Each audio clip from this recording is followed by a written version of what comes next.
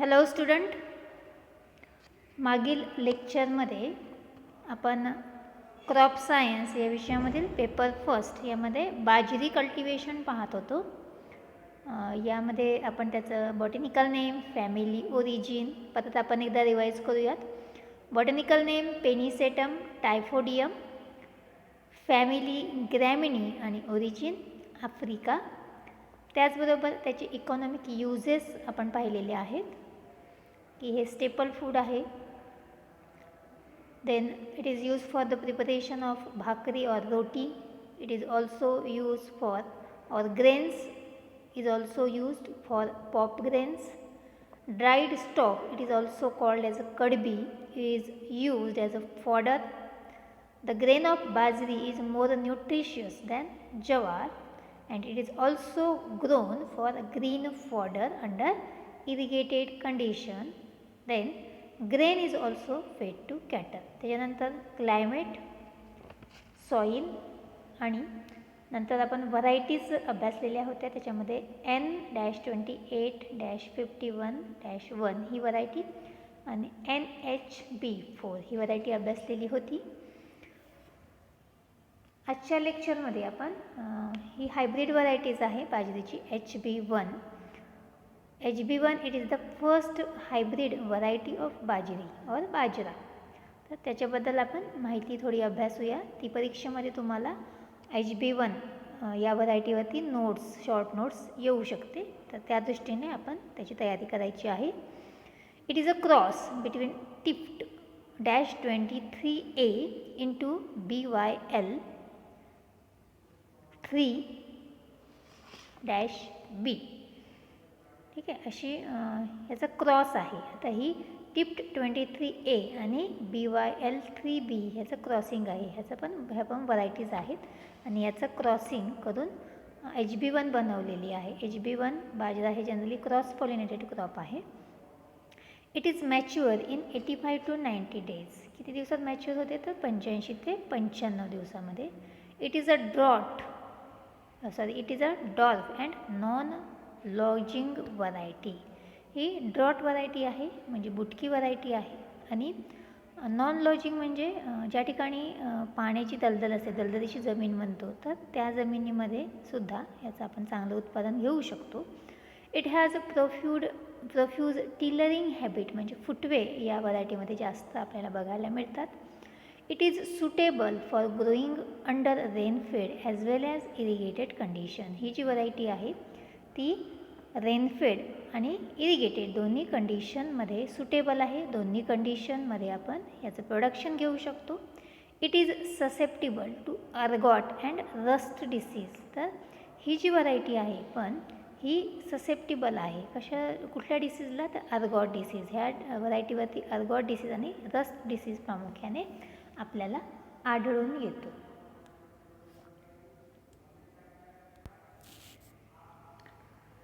तर या व्हरायटीमध्ये एकूण 6 मुद्दे आपण अभ्यासलेले आहेत. यावरती आपल्याला शॉर्ट नोट्स विचारले जाऊ शकते. त्याच्यानंतर दुसरी जी व्हरायटी आहे ती आहे HB3. It is a cross between Tift 20A into J104. It mature in 85 to 90 days. It is suitable for low rainfall areas. It is a high yielding and early maturing variety. It is susceptible to downy mildew disease. आता ही HB3 जी variety आहे हा कशाचा cross आहे तर टिफ्ट 23A आणि J104 याचा cross आहे. 85 ते 90 दिवसामध्ये मॅच्युअर होते. जवळपास HB1 आणि HB3 याचा मॅच्युरिटी पिरियड हा सारखाच आहे असं आपण म्हणू शकतो. It is suitable for low rainfall area. ही जी व्हरायटी आहे कमी पावसाच्या प्रदेशामध्ये किंवा कमी पावसाच्या भागामध्ये आपण ही घेऊ शकतो. It is a high yielding, पण तरीसुद्धा याच्यापासून मिळणारं उत्पादन हे जास्त आहे आणि लवकर मॅच्युअर होणारी अशी ही जात आहे. It is susceptible to downy mildew disease. पण या व्हरायटीवरती डाउनी मिल्ड्यू या रोगाचा प्रादुर्भाव आपल्याला आढळून येतो. तर या 2 व्हरायटीज आपण आज पाहिलेल्या आहेत HB1 आणि HB3. या परीक्षेच्या दृष्टिकोनातून महत्त्वाच्या आहेत, त्या आपण लक्षात ठेवायचे आहे, त्याचं वाचन करायचं आहे. त्याच्यानंतर आपण प्रिपरेशन ऑफ लँड, कल्चरल प्रॅक्टिसेसमध्ये येते बघा, प्रिपरेशन ऑफ लँड ते पाहणार आहोत. The land is prepared by one ploughing with iron plough. कशाने करणार आहे आपण? Iron plough. म्हणजेच काय तर लाकडी नांगर न वापरता आपण आयर्न प्लो वापरणार आहे. ठीक आहे. याच्याने एक प्लोईंग आपल्याला करायचं आहे. The clods are allowed to remain in the field during summer month. आणि ज्यावेळेस आपण प्लोईंग करतो त्यावेळेस जमिनीमध्ये मोठमोठी ढेकळे निघतात, त्याला आपण क्लॉड्स म्हणतो. तर ते जे ढेकडी आहेत किंवा ते जे क्लॉड्स आहेत तर फील्डमध्ये आपण उन्हाळ्यामध्ये तसंच आपल्याला ते ठेवायची आहेत की जी जेणेकरून ठिसूळ होती. When first rains are received it is harrowed for 2 to 3 times. आणि ज्यावेळेस पहिला पाऊस पडेल, आपण आधी प्लोईंग केलेलीच आहे आणि पाऊस पडल्यानंतर आपल्याला 2 ते 3 काय करायचं आहे? हॅरोईंग करायचं आहे. 2 ते 3दा हॅरोईंग करायचं आहे. आणि हॅरोईंग केल्यामुळे ती जी काही मोठी मोठी ढेकळे निघालेली आहे ती आपण क्रश करतो आणि त्याचबरोबर ते जो सीडबेड आहे तो आपण सॉफ्ट किंवा फाईन बनवत असतो. Then 8 to 10 tons FYM is sprayed in the field and mixed in the soil by giving harrowing. तर यामध्ये 8 ते 10 टन्स आपल्याला FYM त्या जमिनीमध्ये मिक्स करायचं आहे आणि त्याच्यानंतर परत आपल्याला काय करायचं आहे? हॅरोईंग करायचं आहे. त्याच्यानंतर आपण पाहूया सीड ट्रीटमेंट. सीड ट्रीटमेंट, बियाणे प्रक्रिया असं सुद्धा आपण म्हणतो. Seeds are treated with 20% brine water solution before sowing. आता ब्राईन सोल्युशन म्हणजेच काय तर याला सॉल्ट वॉटर सोल्युशन असं सुद्धा म्हटलेलं आहे. म्हणजे मिठाचं द्रावण आपण तयार करतो तर त्याला ब्राईन सोल्युशन असं सुद्धा म्हटलेलं आहे. तर ब्राईन सेकंड पॉईंटमध्ये बघा, brine water or common salt म्हणजे आपण जे घरी मीठ वापरतो तेच. Brine water solution is prepared by dissolving a common salt in 200 at the rate of the 200 gram per litre of the water. कसं करायचं आपल्याला 20%? तर आपल्याला ते जे आहे 200 ग्रॅम मीठ हे 1 लिटर पाण्यामध्ये आपण मिक्स करायचं आहे. म्हणजे आपलं ब्राईन वॉटर सोल्युशन किंवा ब्राईन सोल्युशन तयार झालेलं आहे. Seeds are dipped in the solution and the diseased grain which float on surface of the water are removed.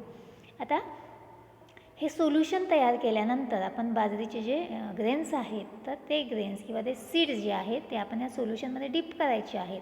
यामध्ये काय होणार आहे की जे डिसीज ग्रेन आहे तर ते वरती फ्लोट होणार आहे, तरंगणार आहेत. तर ते आपल्याला काय करायचे आहेत? काढून टाकायचे आहेत.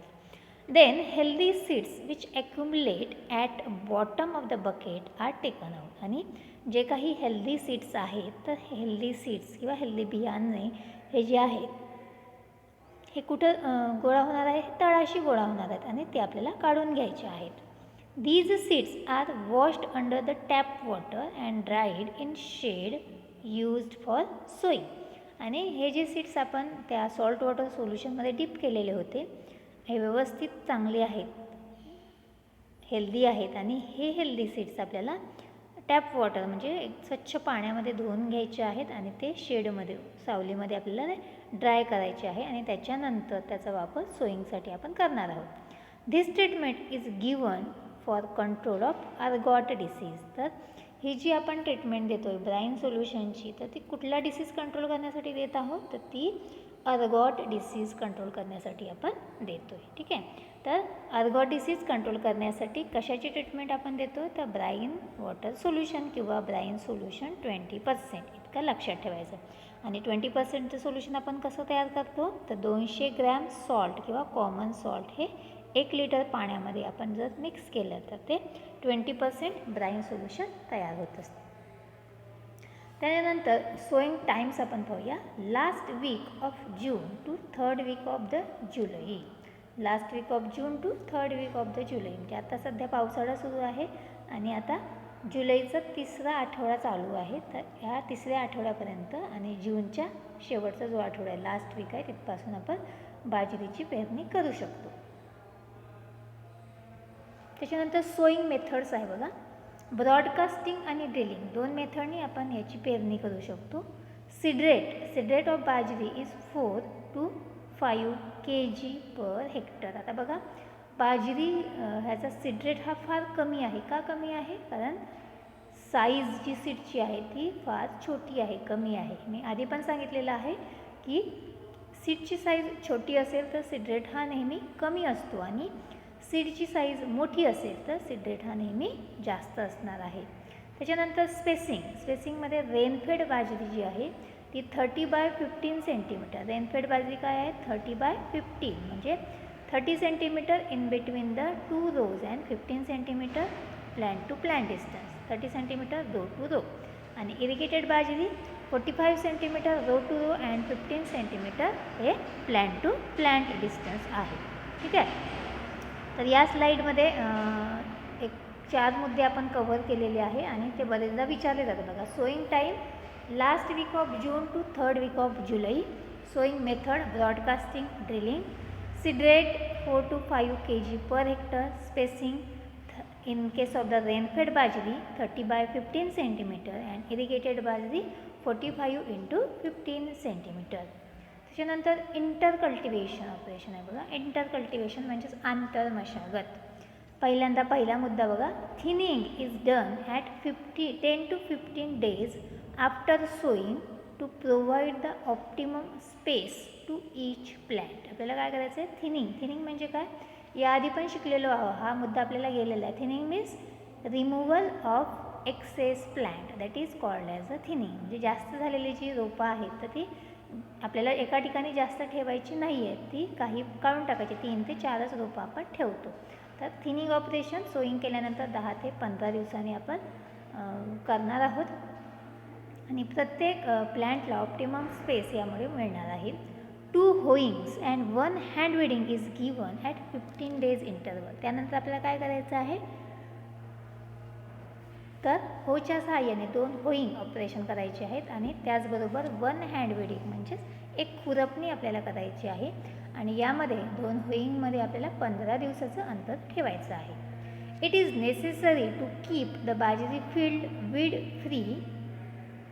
Weed free about 40 to 50 days from sowing. म्हणजे बाजरीचं जेव्हा आपण कल्टिवेशन घेतो तेव्हा यामध्ये सोईंग केल्यापासून जवळपास 40 ते 50 दिवस आपल्याला ही जी फील्ड आहे बाजरीची ती वीड फ्री ठेवायची आहे की जेणेकरून त्याची वाढ चांगली होणार आणि त्यापासून मिळणारं उत्पादन हे चांगल्या पद्धतीने आपल्याला मिळेल. त्यानंतर रोटेशन. बाजरी ग्राम, बाजरी ग्राउंडनट आणि बाजरी लिनसीड. मोस्ट कॉमन रोटेशन आहे बघा.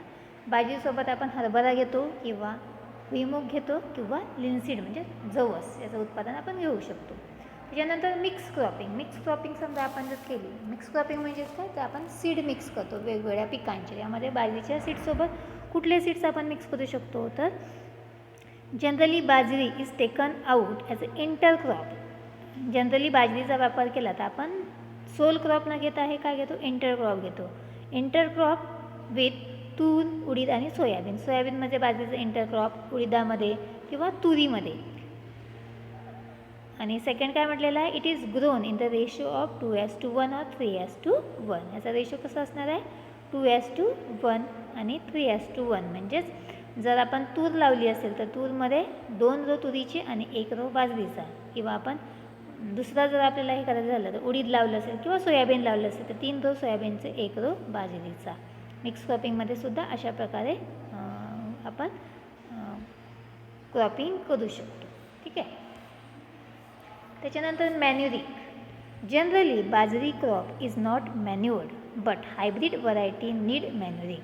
बाजरी क्रॉप जी आहे लोकल व्हरायटी असेल तर त्याला मॅन्युरिंग खतं द्यायची गरज नाही आहे. पण हायब्रिड व्हरायटी असेल तर हायब्रिड व्हरायटीला ज्या काही पिकांच्या सगळ्या हायब्रिड व्हरायटीज आहेत तर त्या सर्व हायब्रिड व्हरायटीला आपल्याला खतं देण्याची आवश्यकता भासते.